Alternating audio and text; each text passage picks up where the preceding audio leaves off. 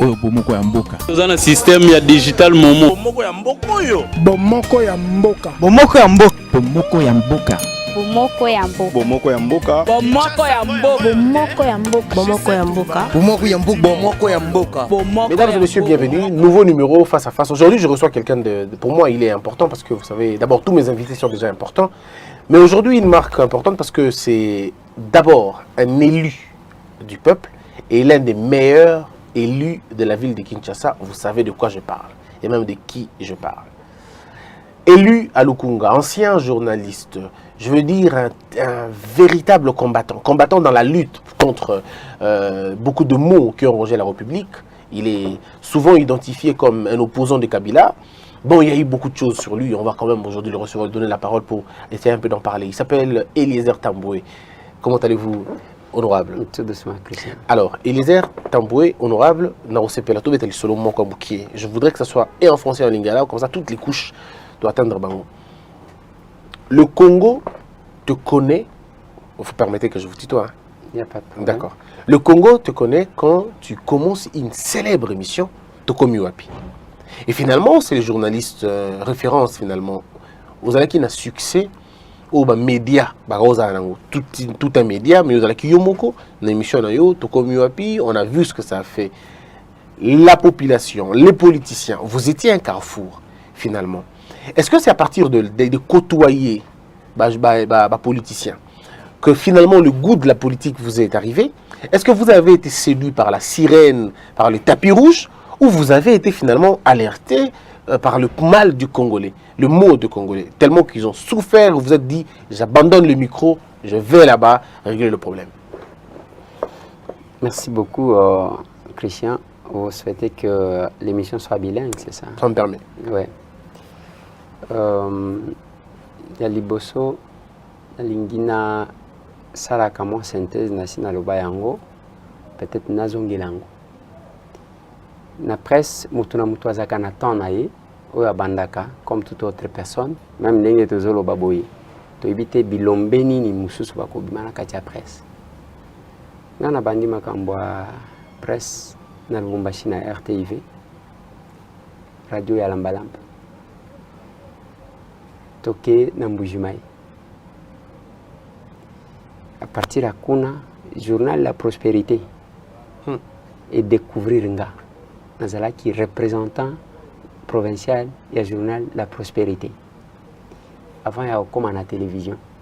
Parce que ma première télé, on a Bimi, ils ont RLTV, na Kishasa. Na mona kabatu misus, au babanda télé avant nga, na mona kabango na Kishasa. Alors, et banda na banda de nature ne supporte qu'à injustice.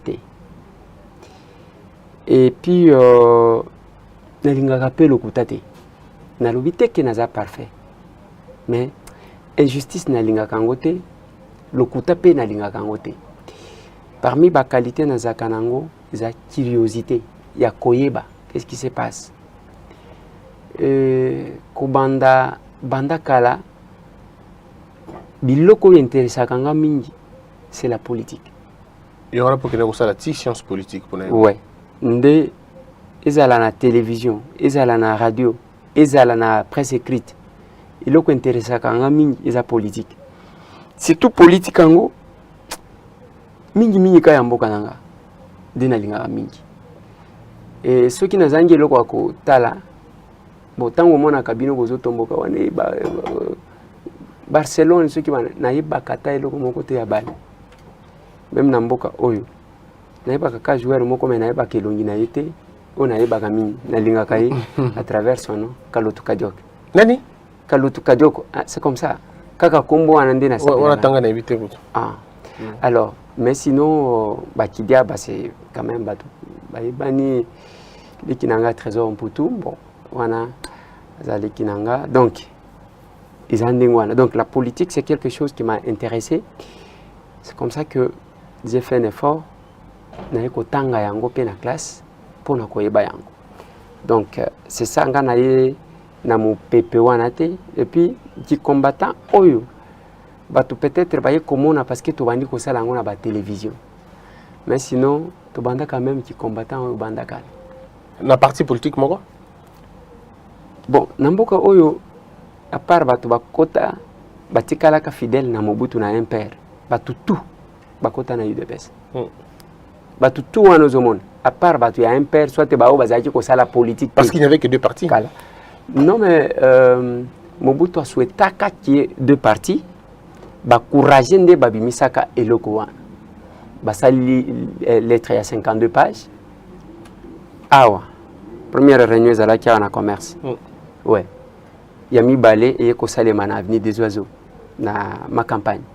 Donc, tu as dit que la tendance est à dire que balai. Naba oyake Mobutu ozali sumutute yo komi nzambe. Basali na photo moko batie na kati ya mapata. Yo komi nzambe biso totikali awa. Et naba obalobaki ke tokoki ko gumba mela mutute parce que azaka ekelamu mboka peto ya kotikalité ba ko sala partie ya UDPS. Donc ce qui ont calculé ezaka na ba mo pape ou bazaka na Mobutu na ba combattant. Donc on a commencé les combats, même ceux qui talitangu na bandiko bima na télévision ils ont début à combat dans la presse. On m'a traité de tous les noms d'oiseaux. Et yo moko mibengi mwana kololo pango ti lelo tulinga to ba kololo pango da Tshisekedi, kololo pango da Congo, kololo pango da nani en réalité. Oui mais Christian, heureusement que les questions bazo tuna yango. Omoni bato FCC ka ndengo zomona bazo sala liboma na bango. Quand Kabila était là, baloba ke Eliezer akosa Kabino, kololo pango za Kabila. Banda babotangana na kutana na Kabila te. Joseph. Pourtant, moi, si naïe, moi, si naïe, de temps en temps, c'est eux qui te finançaient. Banda ko somba bango ba pesa ba mbongo wana ba voyager. To banga ki ton kalèvre bi sa baliste comme on peut en akati ya baliste ba to voyager na ba faveur ya Kabila. Nde oyebi ndenge nini nazo sambela. Ke nzambe simba mutema ya Kalev abimisa abangisa kaka te. Moi j'ai un livre chez moi. Il y a un ancien chef de renseignement sud-africain. Naboto Langwe par Master Nanga Richard Compaye. Je sais ce qui est dedans, comment Bango ba opéraka. Awa lelo Kalev. Nazo sambela que abimisa ba liste na ba preuve ya ba oyo azaki kokutana na bango. Bazaki kokosa batu ke bazana opposition nzo kande bazaki kobeta double jeu. Oyebi Christian nzamba sala makambo. On n'avait plus espoir ya que Mboka Oyo, notre génération, toko vivre alternance. Et beaucoup de choses pouvaient rester cachées. Félix Antoine Tshisekedi Tshilombo, le comme chef de l'État, ba service tout wana bazana ye. Lelo azana lunette mususu kolega batunyoso. Ayebi qui est vrai, qui ne l'est pas. Qui était double et qui n'était pas double. Lelo Kalev, heureusement koufité, coup de tapé, yaka okene kolobela na exil, ezate. Il est là. Nous attendons la liste. Abangi Sakakate. Nous voulons que ça sorte cette liste. Vous assure que comment on est dans lobby boy. Je regarde la caméra. On est Christian. Ngai ngana combattant. Et biso nenge tozaki na presse one. Toyebi bande ko na biso ya basi o bazali ko travailler na renseignement. Oui, oui. Toyebi bango. Toyebi pe ya mibali o bazali ko travailler na renseignement. Toyebi bango. Bango pe ba yebi biso. Nami tout n'a qu'une chose. Admettons que je me décide à Kena marcher dans Kabila. Je vais avoir peur de qui? On oublie que Bazaki ko financer tout et tout. Tozozela. Na sala émission etikala émission historique na Mama Olive. Mutu abenganga kombo na ye Sylvie Bongo ndeko nanga ya mwasi. Azawa na zoyo kanga. Soki olingi okobenga ye oto na ye en aparté. C'est elle qui m'a appelé. Oh, voilà, quand j'étais parti à Lubumbashi, je ne savais même pas qu'ils avaient Maman Olive. Ce que tu as une émission, au comment que tout le monde était en costume, j'étais le seul qui était en chemise. Pourquoi? Parce que Naye Koya va inviter un gars à une manifestation. Dès là, on nous amène à la résidence temporaire. Il y a chef de l'État dans Lubumbashi. Je vois, il faut une émission. Et avec Maman Olive, tout ça l'émission. Mais tout n'a pas Maman Olive.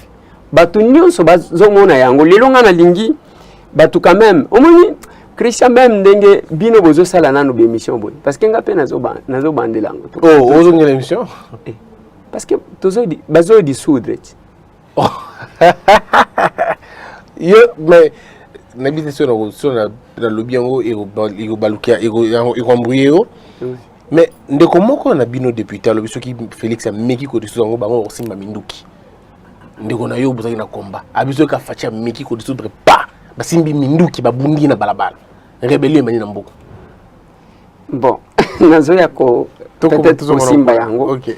Alors tangu to sali émission parce qu'un journaliste se démarque de par ses questions.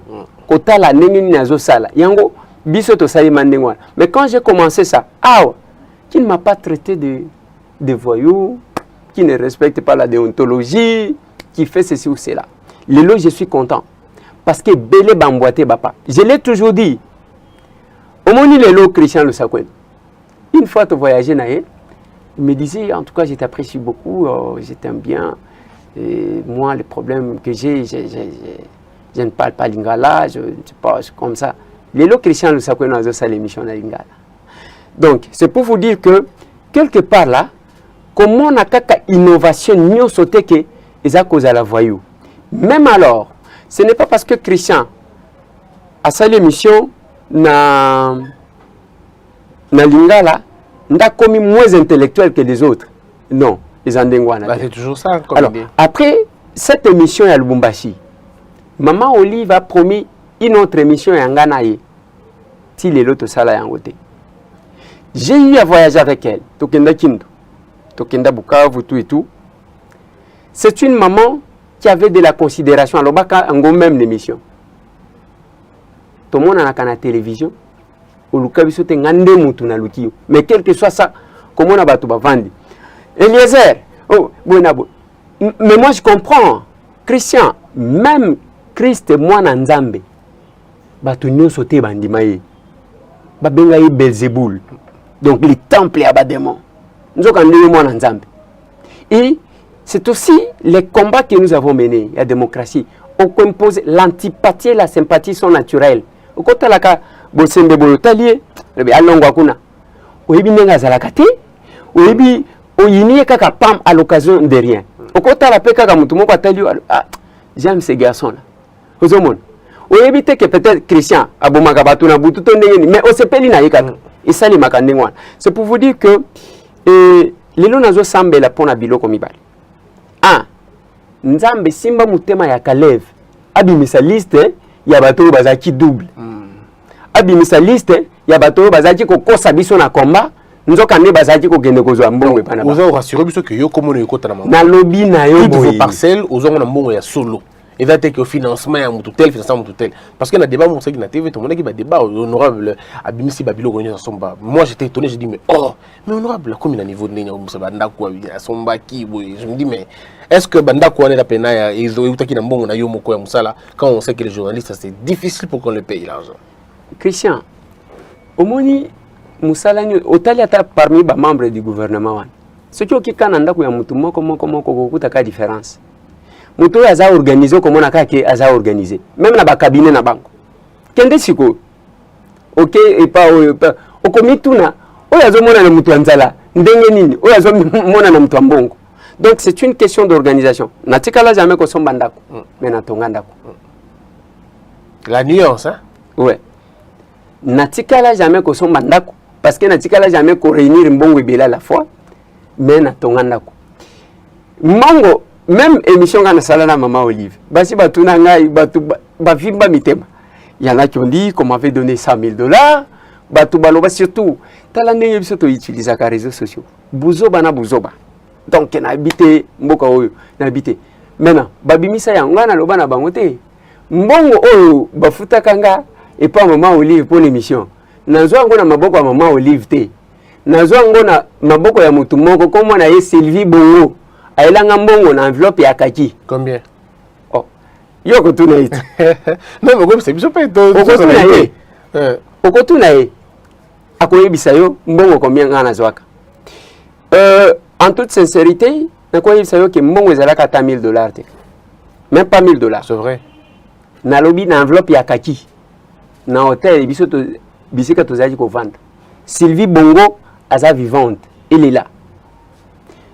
Tango yeko bima bato liboso o babimisaka yango ezaka bato na bango yango ya FCC parce que oyebi Kabila moko azaki na malheur moko boy na bité. Bato na ye bazaki ko sala biloko moko ya sentiment o ezalaki ko tourner contre ye. Babandi ko ganga o Eliezer akekuna tout ça. Tango nazo zonga kindu. Na déplacement to kendaka na mama Olive. Na kena meeting ya opposition. Donc bamoni pagaille descente danga. Naebi mutu moko un aîné. Alobi na Molière est vivant. Alobi na Flavien Roussaki qui est mon ami. Alobi non, Eliezer. Awuti ko zala na voyage. Na maman akeli suna biloko opposition, ba service ba ko régler ba compte. Ozomon. Et j'étais sous menacé. Ba service sango linga qui régler nga ba compte. Ce qui est ba service ni. J'ai dit appeler quelqu'un, je lui dis ah bon, donc bo benga kinga pour que bokanga ngai munoko je ne peux plus parler. Pendant que na émission ngana sala na maman Olive, aloba nanga boy, balinga ka ba flatteur te. Ce qui a lukaki ngai parce que mon akase que j'ai fait na flataka mutute. Et puis ba information nanga za ba formalité. Oui, à l'okuta mutu lekika na télévision bani ko fongola miso. Je m'en moque. Nathalie même événement ya chef de l'état. Nathalie nazoseka. Oyo tuninga ya de konanga, je ne sais pas si c'est qui. Oui, alobaki makamba manduki nga na habité. Mais là, comme un député dans la deux bureaux comme député. Dans ce aussi, on a député on a lobby na TV que ce qui Félix Mekiko, président Mekiko, dissoudre l'Assemblée, bah aussi Baminduki. T. Azaya FCC ou bien Azaya. Bon ça, il y a parti Moko, il y a côté Alliance Moko. Disons, il y a Camp Moko. Ok. Ce qui Azaya Kananga. Oui. Quand il y a la Mouka en fait. Est-ce que la Mouka est radicale? Ngana mto la Mouka te. Tu vois que tu vas me dossier c'est belé. Toi avance parce que oyebi. Toi si mbona. Toi na ligne na répondre na préciser. Bala musaka kaka mutu alali. Ngai tambwe depuis que j'ai commencé d'émission nanga musala nanga kola musabatu. Mutu pa ko ti jamais kola musamutu ce qui est moko alala. Mais yo ça rakata la muka. Zela kasite nazo ebisa yo. Christian pona la musayo, ce que ngai naza ya kolala te. Di moins bo ebisa ngai yo za ya kolala, ozola musamutu akolala ekozala kindoki. Ngai tambu musala nanga dans le média. Eza ya kola musabatu. Sikoyo na kokende lisusu kolala pour que bala musanga epa nani. Et pas Salomon Escadela.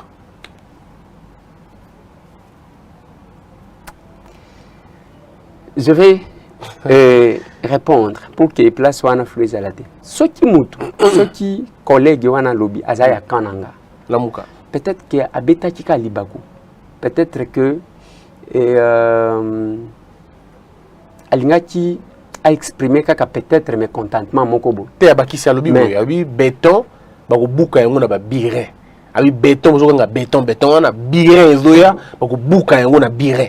Donc comment ça continue quoi. Ok. Nga na ligne kota d'abord place wana te. Pona nini na lobby abeti libako. Papa. To vanda na Kabila awa mutu amandoki. Général major. To luka bato amandoki, bato mandoki baluka biso. Basuka kana ba réseaux sociaux na ba Facebook. To za wana to zo attaquer siko. Attention, Bobima. Au point où Babandi même Koko Sabato. Combien de fois Bakosa ki Kabila achazwa ki masasi. Bakomona ye lisute. Kimbuta kozonga lisute. Est-ce que yebi que même awa ezana ndeko moko peut-être akolandanga za États-Unis. Tala ba message na répondra ka été. Okotala Félix akotisa ina nete. Obe. Siko akomela ganga lisute. Pas il en est beaucoup déjà. Asuki. Et ça pour nani parce que mboka na biso il ne faut pas izalaka mboka ba théâtre. Muto mandu qui je l'ai dit même na ba konzina biso bazana armée. Lelo l'armée baza pas tout à respecter parce que au monde na est bangonde bazozoka bangonde bazosala bo biso to latika ba costume bango bazakuna. Mais nazolo ba souvent bazana mauvaise intention. Yo ka muke ba benjo attention bazo préparer coup d'état na lobby tala bobenga ngali soute na makambwa. Le coup d'état qui sera le plus facile na monde et kozala oyo bako sala Félix pona nini Félix a muto amandu kité to yebi sokoto te balinga ki bako sele makambwa kamwe na sapu jusqu'à lui promettre de l'amener en prison yena kabund. Les lotango bazui pouvoir ceux qui tozaka na ba milice mbala moko to linga to bimisa bango to latisa bango sokoto bazate bomoni bake awa ko former kaka ba muro to zana bango bake ba former 21 combattants quelques jours après bazongi ceux qui tozaka na ba militaire mbele to linga to profiter c'est-à-dire lui de pes bazala ki na bitumba wanate pas seulement lui de pes l'opposition telle qu'on était là. Alors donc je vais comprendre que Moutossi Mamoudou qui a zate ceux qui Félix a sali dissolution à l'Assemblée nationale. Alors donc deuxième sujet, deuxième.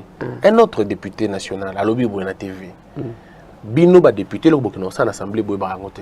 Bokendara beaucoup passé temps et le malonga il a été il écoute député à l'embi kotombo le boko kitisa kotombo boko kitisa à sabotaka na musala parce que vous ne faites absolument rien. Est-ce qu'aujourd'hui ndeko Eliezer okuki ko bisa biso que musala bino bokene ko sala kuna zayi ko kino lala ko kino ko tombola loboko ko leba shawarma, qu'est-ce que vous êtes allé réellement faire là-bas? Parce que ndeko bino député lobi musala pour sala exacte kuna un député national en tout. Bon naligina lo babo et Christian, je ne viens pas ici mais élu le royaume. Oui, ko sala polémique na ba collègue na ba député que je respecte, que ça soit celui au tangi avant, que ça soit au mususu aux otanga na nazuta lisayo une chose. Ngai ndenge natanga pour rédiger même un travail scientifique, il faut commencer par la définition des concepts parce que c'est souvent les mots les plus utilisés qui sont les plus ignorés. Même Néo Vandia, tous ces gens qui vous disent, qui vous crient sur les réseaux sociaux, collabo, tout n'a qu'à collaborer avec Kolobani. Donc okobuka na pandi. C'est-à-dire quoi? Avant il y a qu'à débattre sur ba député bazo salato bazo salate. Il faut d'abord comme tout na musala ya député izanini. Organiser un plateau, invitez-nous les députés, que chacun explique c'est quoi le travail d'un député. Les loyaux alia, ceux qui ont lobby na caméraman na yo que ozo sala musalate olingi o confondre yena yo présentateur. Donc on dit que ozo beta mabe. La mission d'un parlement, où il y a des parlementaires, il y a liboso et il y a co-légiférer. Il y a mis balai et il y a co-contrôler l'exécutif. Parce que c'est ça les deux grandes missions connues, sans entrer dans les détails. Total anan co-légiférer. Ce qui m'a dit que tombo la kotitisa, que tombo la il y a signe. Il y a kolobake, oyotolobi, par exemple, la loi autozali ko ratifier. Ba pesi bino document, on nous donne les documents 48 heures avant.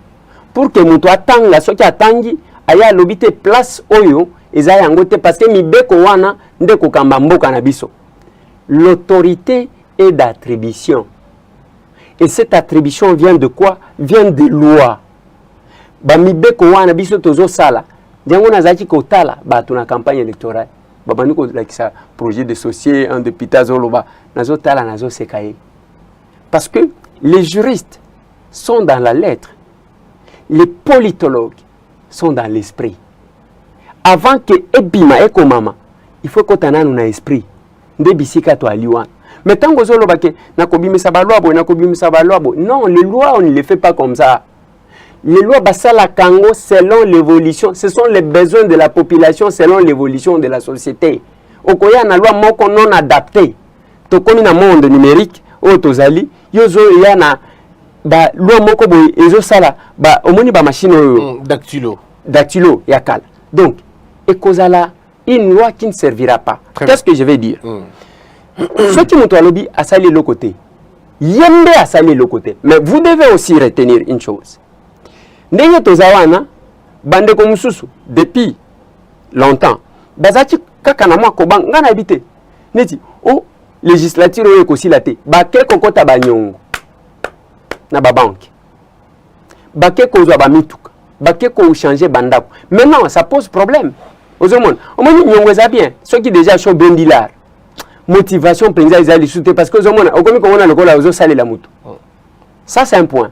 Le deuxième point, je parle de moi, Tamboué. Tous ont totalisé une année, ok? Depuis que Tobandi a siégé. Côté, il y a voté la loi. Netinga, ceux qui m'ont dit que tous ont salé le côté. La personne là ne m'engage pas. Engage sa personne. Et pourtant, la personne avait parlé de la présidente de l'Assemblée nationale. Hein. Non, mais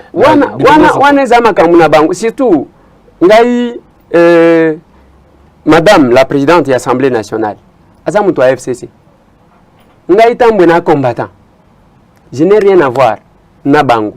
Yangomoni, je suis de l'opposition parlementaire, mais un chef de l'État. Non, mais c'est la question. Attendez, je vais terminer là-bas. Ngai na une année oyo. Ce qui est qu'on a une assemblée, nous avons accusé de réception. J'ai déposé 2 propositions de loi. Lesquelles? Il y a Liboso. Omoni ndenge to aliawa. Pour na même bureau oyo. Bisika to zali ko salela awa. Généralement, au collègue la part ba courtier, au tozo benga ba commissionnaire. Basi ba bengi ngai que na Delvaux, il y a pas longtemps, ba tumoko bazui pour ndako moko mbongo ya ba 55. Il y avait un journaliste de Top Congo là-dedans. Aux hommes, ce n'est pas organisé. Ba courtier ngwan, oh ba zuela ki ndako wan. Ba futi pa ko wapi. Taxe parce qu'on a besoin d'argent. L'État viva kande na mbongo ya taxe, na ba impôt. Si ko mbongo wan tangu yo PCA, n'est-ce pas? Aujourd'hui ndako au PCA 1 mois. 1 mois na yewana, aliangona nani? Yemoko en tout cas. L'État et tout ça. L'État. Alors que c'est l'État qui organise la société et non le contraire. C'est l'État qui devrait côté là d'abord, na côté wana parce que à travers le monde partout, ba courtier bazalaka. Nous devons organiser ces gens-là parce que muibi ezalo lingo somba mutuka. Okoleka na bango ndako, okoleka na bango ya kofutela to ya kosomba. La plupart ya biloko même ceux qui l'ignotek. Mais ça constitue un manque à gagner. Et ça insécurise les gens parce que bato bazo détourner ka bango. Okomona mutu achazwi mbongo commissionnaire achazwi après babenga boye soit éteint. Il n'a pas de bureau, il n'a pas d'identification et donc de mon côté, j'ai déposé cette loi sur l'ordre des courtiers. Et la deuxième? Deuxième proposition. Est-ce qu'on a dit que quand j'attendais Ndekonanga Yves Bouy, bazo salana émission, j'ai fait 1 heure. Mais il faut que 1 heure d'attente, basimisatou, bakufi pona kobota. Est-ce que c'est normal? Tout ça le belaka génocide. Tozo le belaka makambu ya beni, insécurité tozo loba. Mais pona yo Christian ozala nengo zawan, il faut maman moko amema yo. Amemi yo, aboti yo ndele le bazo mona Christian on apprécie. Et akufate quoi? Oui. Et ça kufate. Tolo wa bas tu basiba longwe toza na 21e siècle. Toza wana ke bon ndenge adage moko ya mboka ezolo bake. Moi c'est ce qui azana zemi azalo kola mtu azali kolwa nzete. To ebite ce qui akobamba na ndenge nini ce qui akopandana. Mais pendant que nous sommes là, au moins 3 femmes meurent par heure. Ce n'est pas par jour. Donc par heure, on a 3 mamans. Je suis allé en Zambie ici. Le président de la République a pris l'ordonnance. Il a dit tolérance zéro en matière de mortalité lors des accouchements. Et ce qui moi c'est à Kofi, est Yakobota. Bakoya, banqueté, bakangi hôpital, bakangi batubake prison. On s'est dit, pourquoi maman bazokouf? Parce que tozana ba infirmier généraliste na salle d'urgence, il y a zawana na ceux qui na ba salle mususwan, il y a zakuna. Finalement, il est partout. Il est partout. Mais alors que izana batu ba format, j'ai lisé, il y a même une disposition qui faisait la différence entre ba coucheuse, tel qu'on appelle, ba sage-femme, na ba infirmier musus. Depuis on a tous en 1945, pendant qu'on était pendant la colonisation. Mais pour il faut attendre l'ango kelasi. Ceux qui ont maman à Kalawan, il faut les encadrer par des formations. Mais au dans la maternité, même pas sage-femme moko azate. Mais ceux qui ont hôpital na biso nyonso, pléthore de médecins. pléthore de médecins intérieur kutu bamona kabangote. Mais ce qui te joue une loi qui permet ce que tu créer ordre de sages-femmes avec une conditionnalité et que chaque hôpital, chaque maternité pour les à la reconnue, il faut que sage-femme base à au moins 4. Bazawa. Mais on veut tout faire, médecin comme il est sage-femme, infirmier. On va dire que c'est un bilan parlementaire de l'honorable Lézère Tamboué. On a Batouba Lobake, Batoubazo Salato, Bazo Salate.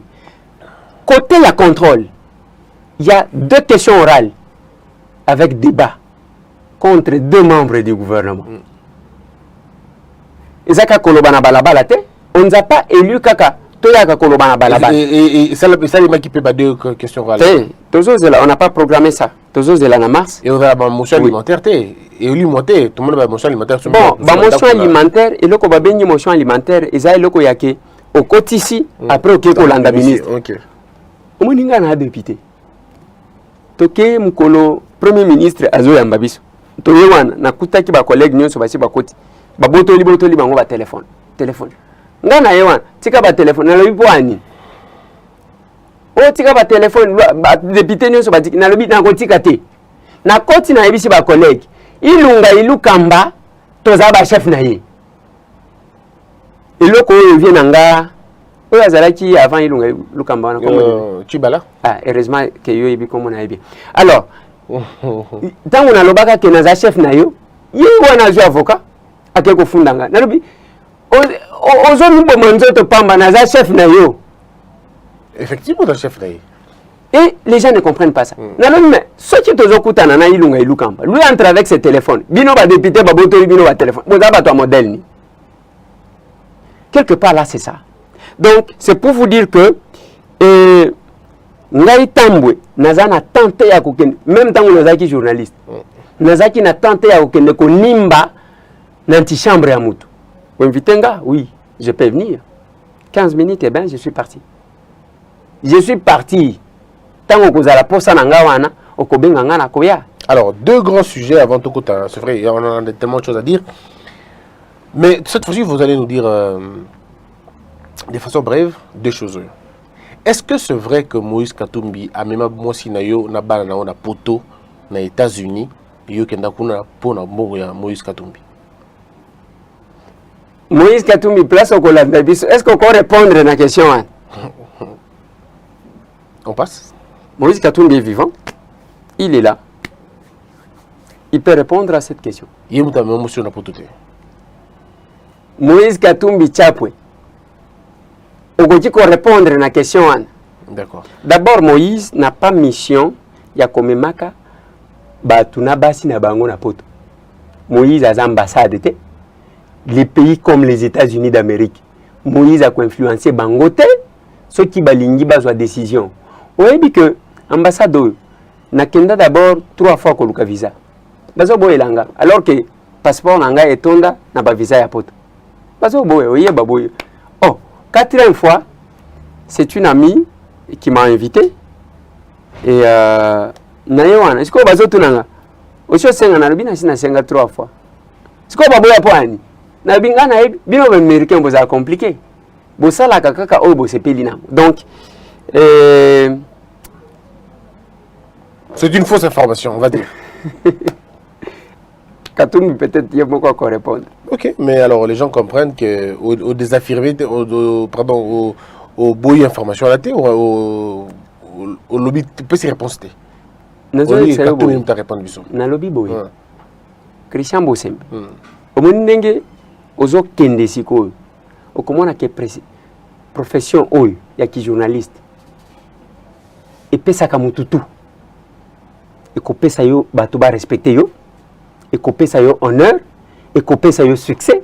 Et kopesa yo nyonso yo mutu akoti kozala parce que za musala lokola musala nyonso. Exact. Ce qui est un commerçant à côté kabikedi lobi a se retrouver na poto.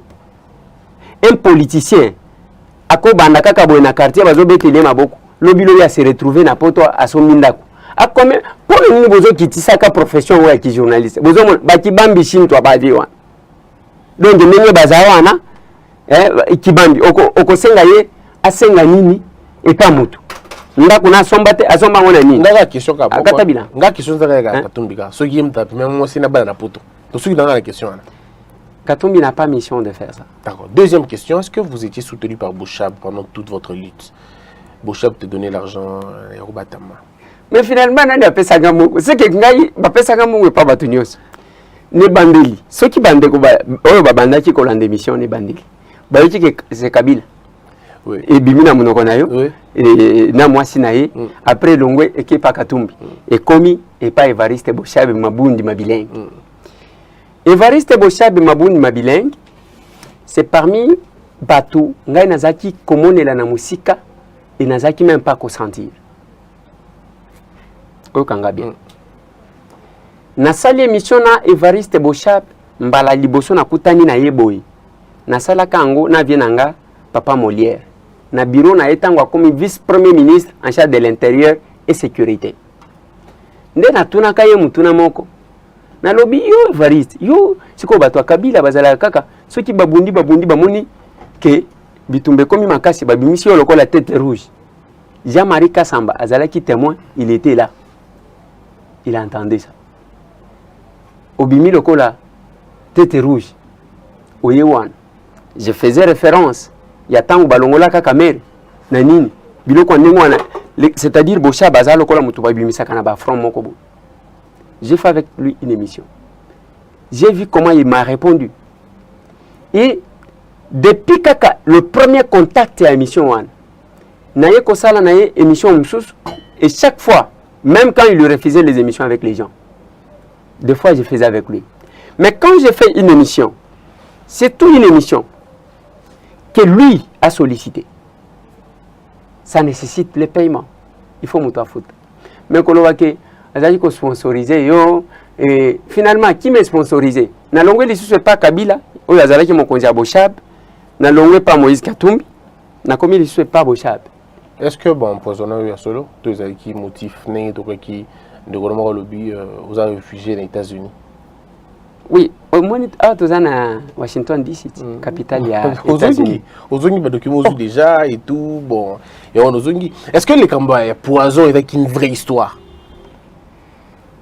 Omoni Christian, na habite mboga na biso quand ndenge na zotala kama makambo ya Eliane na Moïse Mbi.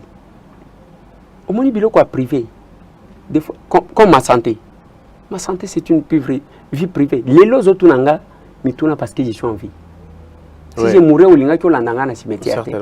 Donc nazo kaka problème à santé nanga na sele yango débat. Mais attendez. Nazange loko ko sala toté. Donc nous comprendre. Parce qu'il y a certaines choses. Au moins, même temps où nous avons la parenthèse, il y a Eliane. J'ai peur. Parce que tu n'as pas joué au ça dans les médias. Hein? Moi, si on me consultait, je pouvais les déconseiller. Parce que la loi qui protège, qui parle de l'avortement au bazo brandir ne protège pas Eliane, ne protège pas Moïse Mbi. Ça protège l'enfant. C'est quand tu as besoin de fonder que biso babomi. Tobomaki 2 fois. Na yona Moïse, na Munganga, bokoko taboloko. D'abord, il faut dire que pour Moïse, il faut pas établir fait. Mais la personne, la première à être arrêtée, c'est la personne qui dit qu'elle a avorté. Oui, mais c'est ça le problème. Alors, c'est la même chose dans Nengozomona.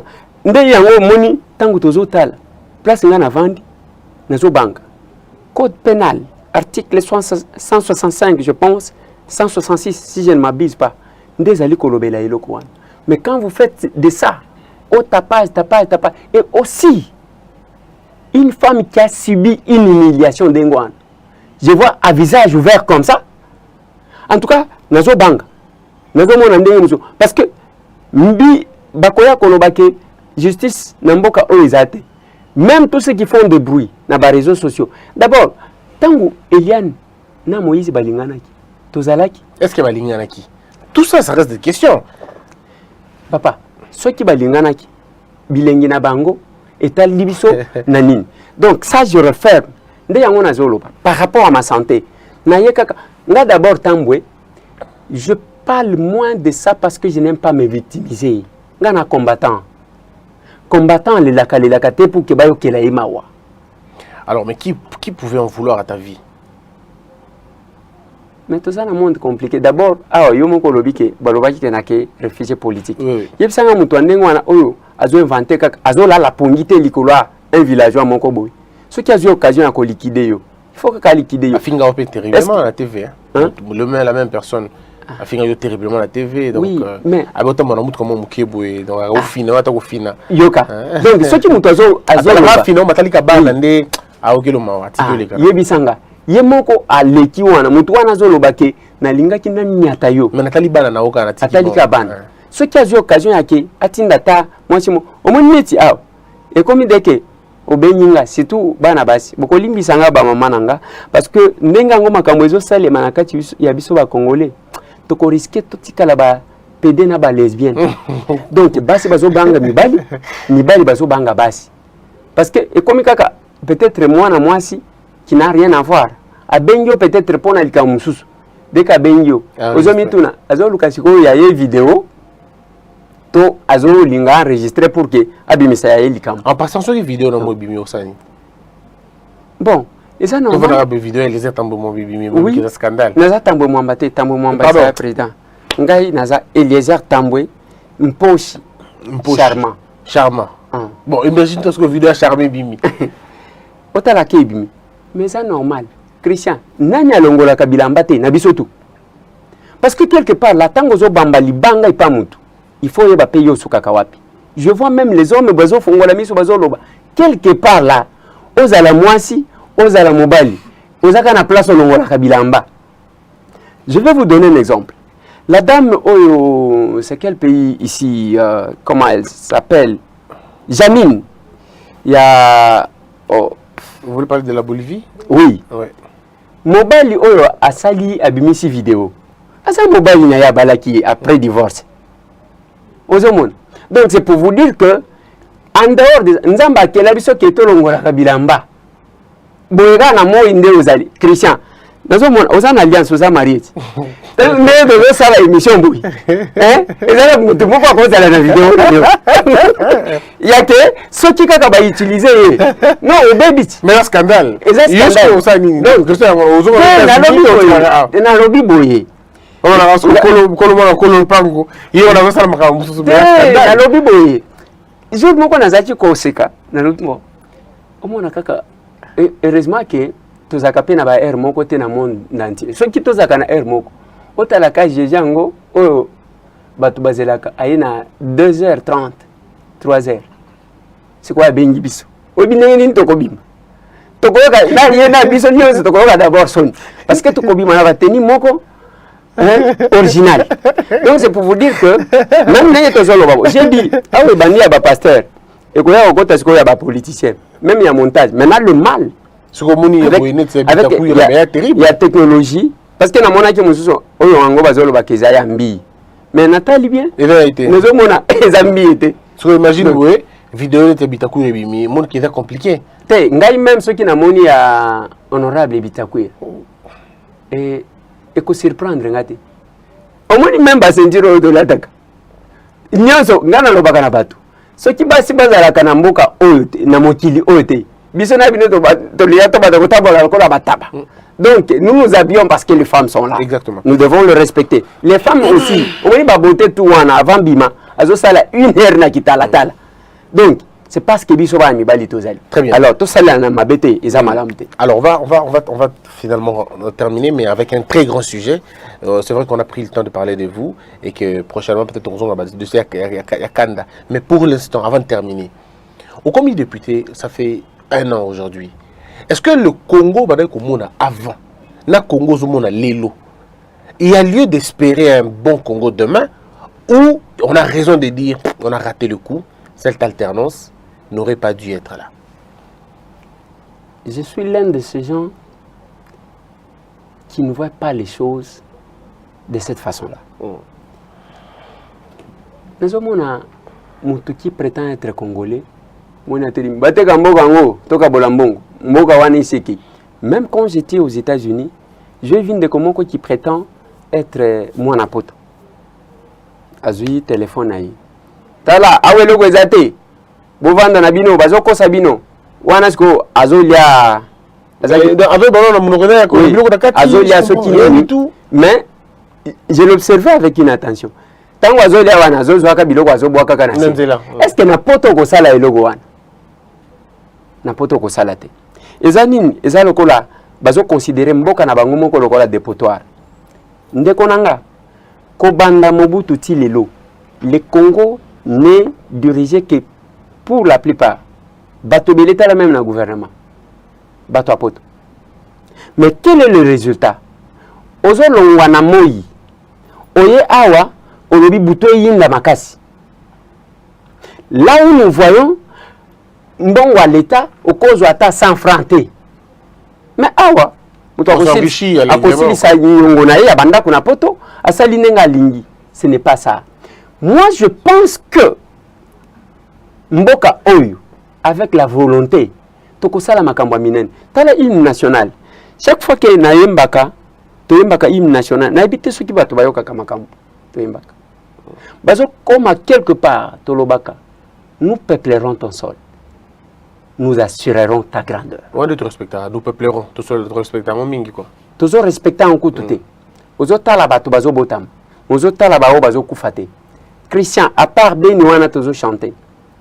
Vendredi, samedi, kende na morgue. Na ba morgue et tout. C'est scandaleux quoi. C'est scandaleux. On ne maîtrise pas le taux de natalité ni le taux de mortalité. Ozo mon. Ah on a outi koloba makambu ya ba maman. Tu meurs 3 femmes par heure. J'ai causé avec une dame, il y a UNFPA. Azolo bananga que 3 femmes là, depuis la tournée, nazomona kezamu kekutu. C'est scandaleux en tout cas. C'est ça. Grandeur ya Congo. Ezamu tumo kote kotala que mboka ekomi ya Tshisekedi, mboka ekomi soki ya nani. Non. Les gens disent que depuis que Tshisekedi a commis le pouvoir, le pays va très mal. Désordres terribles. Mbongo na marché, et mati, babiloko, denrées alimentaires, et comme Matamingi. Donc finalement, les gens disent que Félix, fallait même pas, alors il fallait continuer avec Kabila. Et ceux qui le disent, ils abattent dans l'opposition, Lilo. Je parle de ceux qui sont dans la Mouka, qui le disent, combattants, au président Réguilon, combattant, poto, que le Congo va mieux, aller mieux à l'époque de Kabila que maintenant. Est-ce que, Christian, ceux qui ont Monica Ramuto a lobby et le gouvernement, au comment on a été Moutongo, peut-être, azana problème moko boy na mutu na ye mutu soki kaka lobi ndengwa mutu oyo azaki na combat na kati ya lamuka mutu alijika na télévision ke Congo ezalaki malamu tango tozaki na Kabila. Mais pourquoi on se serait battu? Mais Mike Moukeba il a dit, Daniel Safou l'a dit, Bozuto l'a dit, Fayulu l'a dit. Mike Azana prison. Et d'ailleurs, comme on tanguier, je tiens à informer Batouké.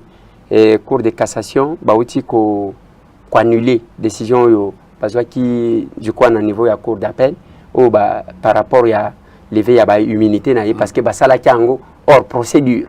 Je pense que cette fois-ci ba ko réhabiliter et décision ba kondima décision wana ya et ko permettre que nani Mike Mukeba abima azonga député na. Oui, azonga député na. Oyo bomoko ya mboka. Tozana système ya digital momo. Bomoko ya mboko yo. Bomoko ya mboka. Bomoko ya mboka. Bomoko ya mboka. Bomoko ya mboka. Bomoko ya mboka. Bomoko ya mboka. Bomoko ya mboka. Bomoko ya mboka. Bomoko ya mboka. Bomoko ya mboka. Bomoko ya mboka.